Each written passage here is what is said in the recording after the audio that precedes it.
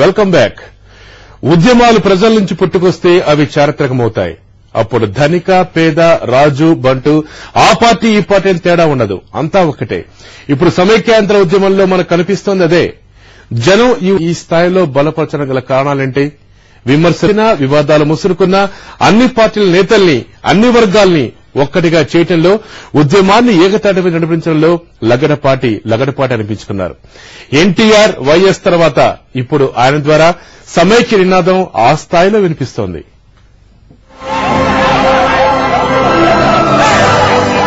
ప్రజల కోసం ప్రజాహితం. ఈ మధ్యకాలంలో ఈ స్థాయి ఉద్యమాలు లేవు. ఒకటి అరా సమస్యల కోసం వచ్చినా వాటిలో ఇదే పాపులర్. మామూలుగా అయితే ఏ ఉద్యమమైనా పార్టీల వారీగా విడిపోతుంది. ఒక్కో పార్టీది ఒక్కో స్టాండ్.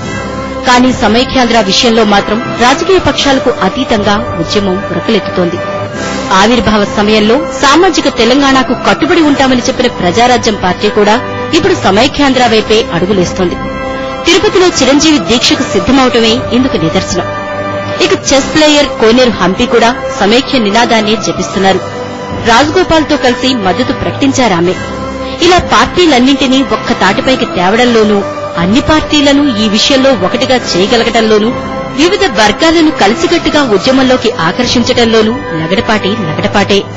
అన్న కష్టాలెన్నో ఓర్చి ఓర్చి గుండె మండి కినుకరేచి, అన్న కష్టాలెన్నో ఓర్చి ఓర్చి గుండె మండి కినుకరేచి, సత్యాగ్రహణం చేసి ఒక తండ్రిని ధారపోసి, దాయాదుల వెన్ను వంచి, సొంత గడ్డ సమార్జించి, తెలుగు జాతి పరుగు పెంచి, సమైక్యతను నిర్వచించి, ఇప్పుడు రాష్ట్రపటం చించి చించి ఏమున్నది ఏమున్నది ఏమున్నది ఏమున్నది. నాది ఒకటి సిద్ధాంతం, అందరూ కలిసి వెలిసి ఉండాలి, సమైక్య ఆంధ్రప్రదేశ్, అంతే. అందరం ఒక తల్లి బిడ్డలం అన్నది మా అన్నగారు నందమూరి తారక రామారావు గారు అన్నయ్య కూడా చెప్పాడు. ఆయన అద్భుతమైన ఒక పాట కూడా పెట్టాడు, సినిమా తల్లా పెళ్ళం అనుకుంటా. అద్భుతమైన సాంగ్ ఆయన అద్భుతంగా రాసి పెట్టారు, ఎప్పుడూ మహానుభావుడు. కాబట్టి అందరం కలిసి ఉండాలి. అది నేను రేపు తిరుపతికి వెళ్లి ఉదయం నుంచి సాయంత్రం వరకు మంచినీళ్లు కూడా ముట్టకుండా నిరాహార దీక్ష ఒక్కరోజు చేసి నేను సంఘీభావం తెలుపుతున్నాను. అక్కడికి వెళ్లి విద్యార్థులతో కూర్చోబోతున్నాను. మరి మనం ఎంతో కష్టపడి మరి తెలుగు వారికి ఒక ప్రత్యేకత ఉండాలని చెప్పి మరి పొట్టి శ్రీరాములు గారు చేసినటువంటి పోరాటంతో మనకి ఈ రాష్ట్రం సాధించగలిగాము. మరి ఈ రోజున మన ఒక గౌరవం కాపాడుకోవాల్సిన అవసరం ఉంది. మరి ఈ కార్యక్రమంలో అందరూ పాల్గొని దీన్ని విజయవంతం చేయాలని కోరుకుంటున్నారు. తెలుగుదేశం పార్టీని స్థాపించిన ఎన్టీఆర్ 5 ఏళ్ల పాలనలో రాష్ట్రాన్ని సస్యశ్యామలం చేయడానికి కృషి చేసిన వైఎస్ రాజశేఖర రెడ్డిల తర్వాత ఆ స్థాయిలో సమైక్యాంధ్ర నినాదాన్ని శక్తివంతంగా వినిపించేలా చేసింది రాజగోపాల్ అనే చెప్పాలి. ప్రత్యేక తెలంగాణపై కేంద్రం నిర్ణయాన్ని వెలువరించాక అది స్వాగతించదగింది కాదంటూ ఎంపీ పదవికి రాజీనామా చేశారాయన. అఫ్కోర్స్ అది కాంగ్రెస్ నిర్ణయం కాదని, యూపీఏ సర్కార్ తీసుకున్నదని లగడపాటి అన్నా ముందు చెప్పినట్టే సమైక్య నినాదానికే కట్టుబడ్డారాయన. హైకమాండ్ ఈ విషయంలో తర్జనభర్జనలు పడుతున్నా ఆయన నిర్ణయంలో ఏమాత్రం మార్పు లేదు. చెప్పాలంటే పొలిటికల్ హిస్టరీలోనే ఇది టర్నింగ్ పాయింట్ ఏమో. ఎందుకంటే కేంద్రంలో యూపీఏ ప్రభుత్వం సుస్థిరంగా ఉంది. అందుకే జాతీయ, రాష్ట్ర స్థాయిలో పార్టీలన్నీ మిన్నకున్నాయి. తెలంగాణ ఇస్తే కాంగ్రెస్ లో టీఆర్ఎస్ ని విలీనం చేస్తానని కేసీఆర్ చెప్పింది ఓ రకంగా ఇందుకే. అలాంటి సమయంలో తన మాట ప్రజల మాటంటూ ఉద్యమం వైపు ఆకర్షితులయ్యారాయన. సమైక్య నినాదానికి మద్దతుగా కోస్తాంధ్ర, రాయలసీమ ప్రాంతాల్లో ఉద్యమాలు ఉగ్రరూపం దాల్చాయి.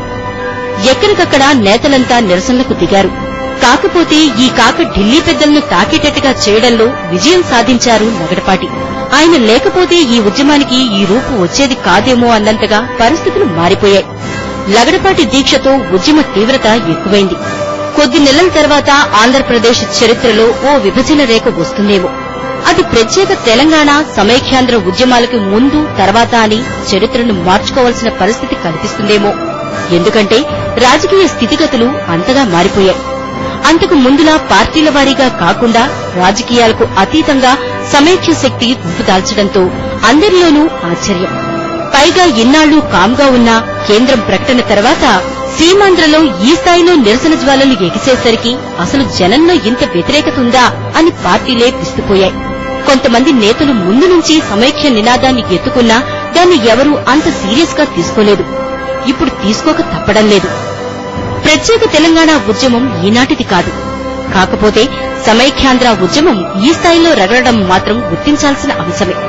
క్రిందటేడాది సెప్టెంబర్లో అప్పటి Telangana subcommittee chairman Pranab Mukherjee రాష్ట్ర పర్యటన అగ్గినే రాజేసింది. ఆ టూర్లో ప్రణబ్ ముఖర్జీని అడుగడుగునా ఘేరావ్ చేశాయి టీఆర్ఎస్ వర్గాలు. ఈ సమయంలో కాన్వాయ్లోని ఓ కారు ఓ టీఆర్ఎస్ కార్యకర్త కాలుపై నుంచి వెళ్లింది. ఈ వాహనం లగడపాటి రాజగోపాల్దే అంటూ ఆయనతో పాటు కారు డ్రైవర్ని అరెస్ట్ చేయాలంటూ ఆందోళనకు దిగారు టీఆర్ఎస్ కార్యకర్తలు. దీంతో పరిస్థితి ఉద్రిక్తంగా మారింది.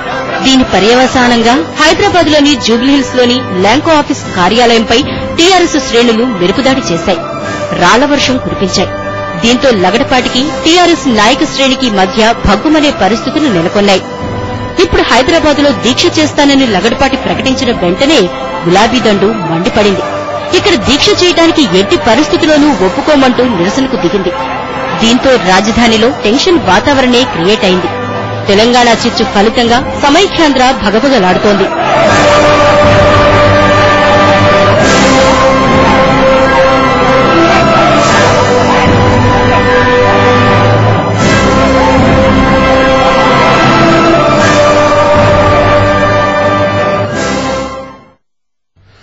రాష్ట్రానికి ప్రాతినిధ్యం వహించే సరికొత్త నేత కోసం ఇప్పుడు రాష్ట్ర ప్రజానీకం ఎదురు చూస్తోంది.